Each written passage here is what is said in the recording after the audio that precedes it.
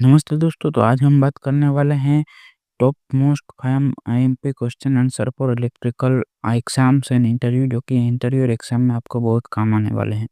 तो दोस्तों चलिए शुरू करते हैं। दोस्तों सबसे पहला क्वेश्चन है एमसीबी वर्सेस आइसोलेटर में क्या डिफरेंस होता है। तो दोस्तों जो एमसीबी होती है वो एक पूरा प्रोटेक्टिव डिवाइस होती है जिसमें हमें प्रोटेक्शन मिल जाता है, जिसमें हमें शॉर्ट सर्किट प्रोटेक्शन मिलता है और जिसमें हमें ओवर करंट प्रोटेक्शन भी मिल जाता है। अगर उसमें से ज़्यादा करंट फ्लो होगा और ज़्यादा पावर ड्रॉ होगा और कहीं पे शॉर्ट सर्किट होगा तो वो अपने आप ट्रिप हो जाएगा और हमारे माल सामान को बचा लेगा। जबकि आइसोलेटर एक नॉर्मल स्विच है जिसका उपयोग खाली आइसोलेशन के लिए किया जाता है। उसे हम मैन्युअली ऑपरेट करके सर्किट को कनेक्ट और डिस्कनेक्ट कर सकते हैं, जबकि एमसीबी हमें पूरा प्रोटेक्शन प्रोवाइड करता है, जिसकी वजह से हमें घर में भी वो सभी जगह एमसीबी का यूज़ करना ज़रूरी है। दोस्तों दूसरा क्वेश्चन है एचवीडीसी लाइन क्या होती है, उसमें कितना वोल्टेज पे ऑपरेट की जाती है और उसके फायदे क्या हैं। तो दोस्तों जो एचवीडीसी लाइन होती है उसका पूरा फुल फॉर्म है हाई वोल्टेज डीसी लाइन। दोस्तों एचवीडीसी लाइन होती है वो बहुत ही ज़्यादा उपयोगी है क्योंकि उसमें बहुत सारे हाई वोल्टेज पे ट्रांसमिशन किया जाता है और उसमें लॉस बहुत ही कम हो जाता है क्योंकि उसमें डीसी पावर होता है, जिसकी वजह से हमें खाली रेजिस्टिव लोड ही देखना पड़ता है। इंडक्टिव लॉस और जो कैपेसिटिव लॉस होते हैं वो हमें निगलेक्ट हो जाते हैं क्योंकि वो खाली डीसी पावर पर रन करता है। जैसे कि अपना कोरोना लॉस हो गया, स्किन इफ़ेक्ट हो गया, वो सब हम उसमें नेगलेक्ट कर सकते हैं क्योंकि उसमें खाली डीसी पावर पे ही ट्रांसमिशन होता है। दोस्तों बात करें उसमें ऑपरेटिंग वोल्टेज की, तो दोस्तों उसमें 250 किलोवाट से लेके 800 किलोवाट तक डीसी सप्लाई का ट्रांसमिशन लाइन वो दुनिया में आज तक अवेलेबल है और चाइना ने इससे भी बड़ा-बड़ा ट्रांसमिशन लाइन का डिज़ाइन बना लिया है जो कि 1100 केवी तक भी जाता है। और दोस्तों जो एचवीडीसी लाइन है वो इंडिया में भी बहुत बड़ी-बड़ी अभी तो इंस्टॉल हो चुकी है और सबसे बड़ा फ़ायदा इसमें 2 कंडक्टर ही होते हैं। और जो हमारी एसी लाइन होती है उसमें हमें मल्टीपल सर्किट्स और मल्टीपल कंडक्टर की ज़रूरत पड़ती है, तो इसमें थोड़ा कॉस्ट भी बच जाता है। लेकिन सामने हमें जो इसमें डिवाइसेस है वो बढ़ जाते हैं। इन्वर्टर है, रेक्टिफायर है, जो कि पावर रेक्टिफायर, पावर इन्वर्टर बहुत महँगे और बहुत बड़े-बड़े आते हैं और बहुत कॉस्टली भी आते हैं।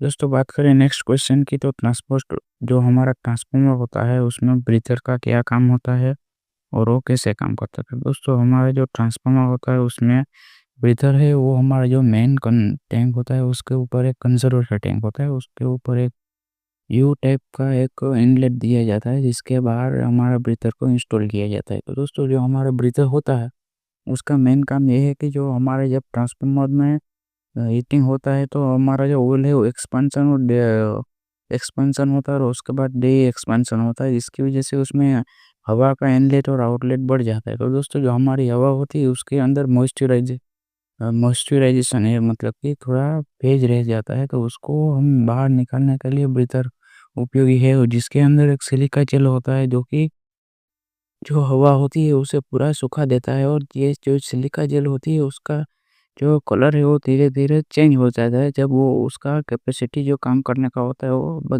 कम हो जाता है। जैसे तो ऐसे दोस्तों ब्रीज़र काम करता है और ब्रीज़र बहुत ही ज़रूरी है ट्रांसफार्मर में। अगर ब्रीज़र नहीं होगा तो हमारे ट्रांसफार्मर में थोड़ा मेंटेनेंस ज़्यादा बढ़ जाएगा और हमारा जो ऑयल है उसमें भी कचरा बचा जा सकता है, जिसकी वजह से ट्रांसफार्मर में ज़्यादा मेंटेनेंस की दिक्कत भी आ सकती है। दोस्तों आगे बात करें वीएफडी का पूरा नाम क्या है और वीएफडी कैसे काम करती है वो बताइए। तो दोस्तों जो वीएफडी है उसका पूरा नाम है वेरिएबल फ्रीक्वेंसी ड्राइव, जो कि जैसा उसका नाम है वैसे ही वो काम करती है। उसमें जो हमारा फ्रीक्वेंसी है उसको चेंज करके वीएफडी को रन किया जाता है, जिसकी वजह से हमारे मोटर पे स्पीड होती है वो कंट्रोल। दोस्तों उसमें स्पीड को वेरी करने के लिए एक इक्वेशन है 120 एफ/p, जो कि हमारी इंडक्शन मोटर के स्पीड का इक्वेशन है। उसमें अगर हम एफ में चेंजेस करेंगे तो हमारी एनएस जो कि स्पीड है उसमें चेंजेस होता है।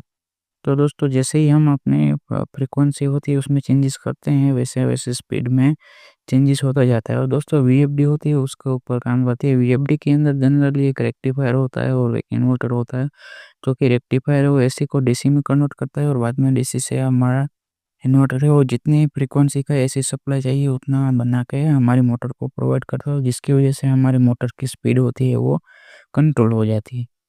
दोस्तों आगे बात करें नेक्स्ट क्वेश्चन की, तो ट्रांसमिशन लाइन में कोरोना लॉसेस क्या है और उससे समझें। तो दोस्तों जो कोरोना लॉसेस होता है वो ट्रांसमिशन लाइन में लॉन्ग डिस्टेंस में हमें देखने को मिलता है। कोरोना लॉसेस है उसमें अगर आप ठंडी के मौसम में देखेंगे तो हमें जो हमारा ट्रांसमिशन लाइन का है वो वायर होता है उसके ऊपर हमें एक ग्लो देखने को मिलता है, जो कि एक लाइट पर्पल कलर जैसा ग्लो देखने को मिलता है।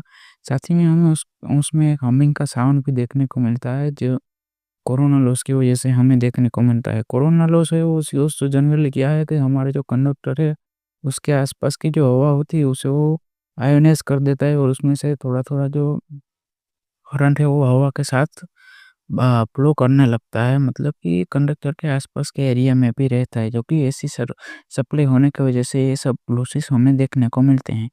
तो दोस्तों ये होता है corona losses transmission line. Thank you for watching दोस्तों। अगर ऐसे ही वीडियो और देखने हैं तो आप कमेंट में बताइए, ऐसे ही मैं आपको इंपॉर्टेंट क्वेश्चन देता रहूँगा जिससे कि आपको एग्जाम और इंटरव्यू में हेल्प मिलती रहेगी।